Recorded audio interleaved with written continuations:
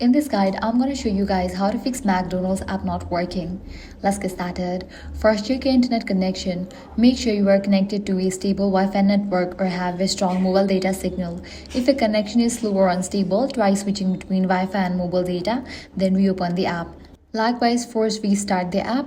For that, launch the app, completely turn it off, then again relaunch it. Next up, check for app update. For that, head over to App Store or Play Store, search for McDonald's. Once app appears, if you see the option of update, click on it and update the app to its latest version.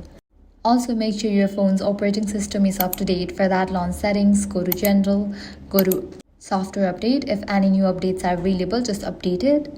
Likewise, clear cache. For that, head back. Click on the option iPhone storage. From the list of apps, find McDonald's and launch it. Now click on Upload app and confirm it. Then click on Reinstall app. With these, your problem might be fixed. If not, you can completely delete McDonald's app from your device and reinstall it. And that's it. By following these steps, your McDonald's app should work. If this guide helped you out, do not forget to like, share, and subscribe.